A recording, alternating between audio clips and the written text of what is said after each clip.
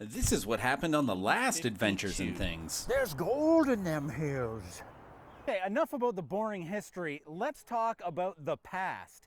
In 1908, James Fair sold parts of what would become Goldstream Park to the Esquimalt Waterworks Company, which supplied Victoria its water. So if you go to your taps right now, that water is coming from Goldstream Lake. It's delicious. So anyways, we won't get bogged down with that. Some stuff happened, some politics, and more boring stuff went on. And then in 1926, the Goldstream Garden Society proposed some sort of Swiss village gas station tea place thing. It was really going to be like a fourth-rate Disneyland here. But thanks science, that did not go through. So then some more time passed. So in 1946, the Gun and Rod Club built this building you see in behind you for gunning and rodding. And then a tragic accident with Rod happened. And then in 1958, due to a mayor's foresight, he basically turned this into Goldstream Park. And then throughout the years, some things have changed and been added, like beside me here is Mount Finlayson, and now that we're all caught up, let's go and meander around some of these trails. And on a side note, this is called the Nature House. It's where nature goes to live.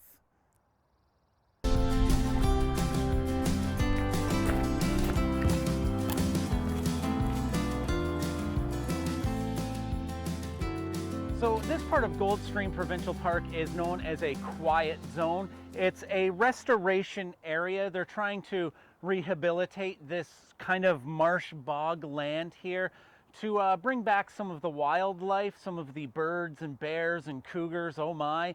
And currently right now there aren't any. I don't see any out there, but I was assured that there are some, just not right now while I'm filming. Unfortunately. It might be because I'm too loud. I am a very boisterous human being and it probably frightens them, but we can just look out there and wait patiently. Bears?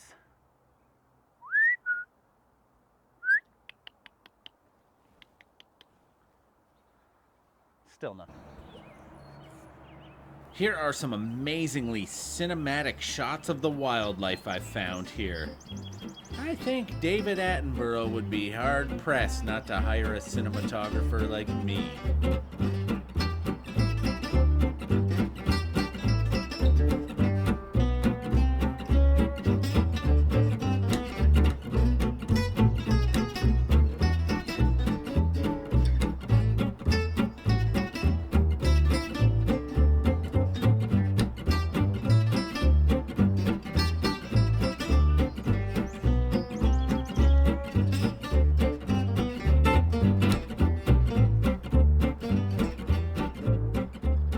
So as we're meandering through these meandering trails, I've come across a banana slug. Some of these are different colors, various colors. This one is black, which means it's ready to go into the freezer to make some delicious banana slug bread for later. No, don't put these in the freezer. That's stupid. That's a terrible idea. This one just happens to be black. I don't know if it's actually overripe or not, but they're cool little guys. Just keep your eyes peeled for them. Don't step on them. They are very slippery, and although it makes a funny cartoon effect with you slipping, whoa, it's not, don't, you'll kill them.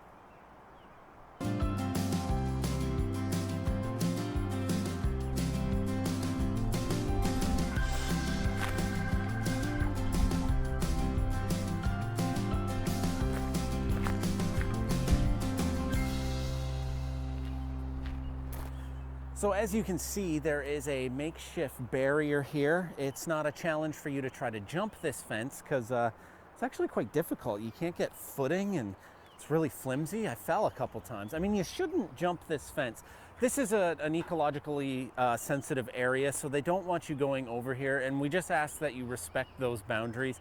There was flooding that came in through here about a year ago during the salmon run, and the fear is that there might not be as many salmon this year, and if you or your kids or your dog or husband, whatever, are running off trail and going into areas like this, you could be killing some of the fry, you could be killing the eggs, and it'll just do more damage than what needs to be done. So try to keep them on a tighter leash and not let them run in there, and just honestly just try to stay out of these areas and respect the boundaries that the park has put up so we can all enjoy this, and let those little fish fry swim around and get big, and then we can eat them later.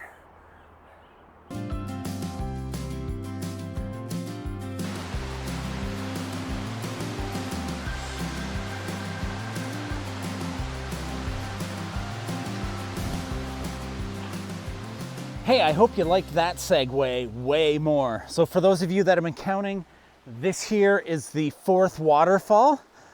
I'm basically just showing you this waterfall because I'm trying to avoid the next adventure, which is going to be a lot of work. So I guess we should just go do it anyways. Segue. So now that we've seen all 4 waterfalls that I'm aware of, I will now reluctantly attempt to hike the 419 meter Mount Finlayson. I mean, there are beautiful views up there, but really, at what cost? Fine, I'll do it. It's a 1,375 feet, pretty much straight uphill, but I'll do it. I'll do it. I hope for your sake that you enjoy VoiceOver Mike, because he's taken over from here. I mean, there's warnings right there. All right, let's do it. VoiceOver Mike here. I think Camera Mike was exaggerating a little bit. There's a bit of a downhill. Yeah, it's right before the straight uphill, but you also get to experience 2 different ecosystems in one hike. So there is that. At the bottom is your western red cedar and all that stuff that we talked about earlier. And the more you ascend, and you do ascend a lot, you get arbutus, which are native to Vancouver Island. There's also Gary Oak, which apparently make pretty good eating. Anyways, the hike is about to get pretty intense here, and you're going to be able to tell that by the music.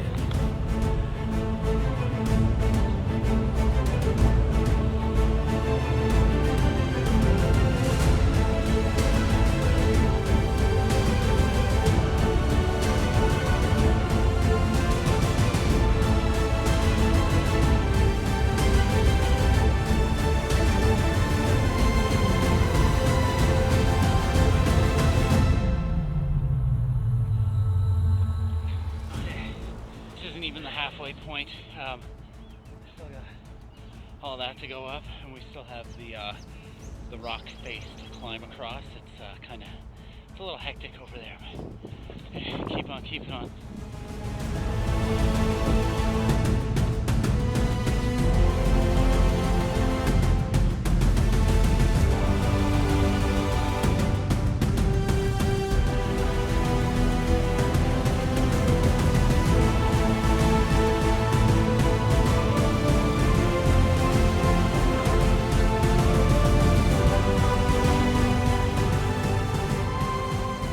So here is my absolute favorite part of the hike. Not this awesome arbutus tree, I actually do love these, but you get to spots like this where you think that you finally reached the peak. This will happen like 6 or 7 times, and you're not there, and you just kind of want to throw in the towel, but you promised Shaw that you'd make them great content, and you know, this is for the great people of Victoria out there to watch. I hope you enjoy this, because I probably still got about another 418 meters to go.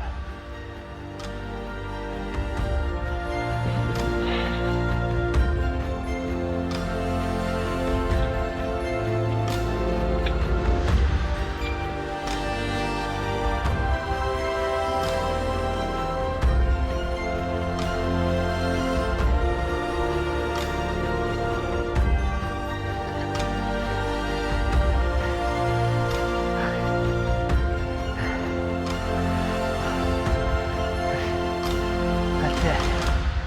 419 meters. Now sit and relax. This is the part where I would show you those spectacular views. Except I got a little distracted by eagles, so here's some footage of some majestic eagles.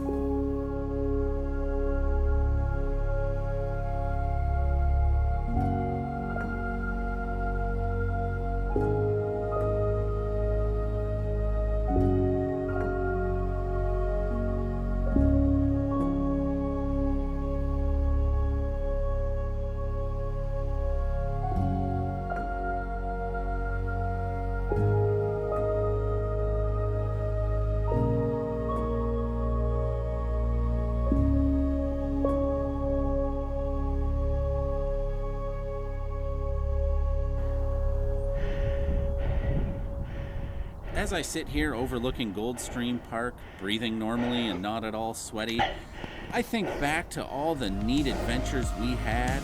We learned some history. Probably evidence. So I'm reading off a plaque here. We saw some water falling. We saw a gaping hole, all the flora and the fauna, and I think about what a great time we've had. But I also think, how the hell am I gonna get down from here?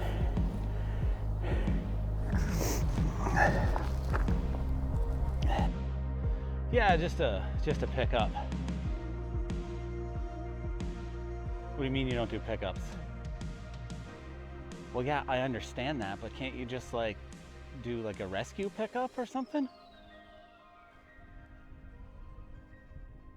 Well, and on that horrible news, I have to walk back down this hill, so I hope you enjoyed this, and don't forget to get out for some adventures and things.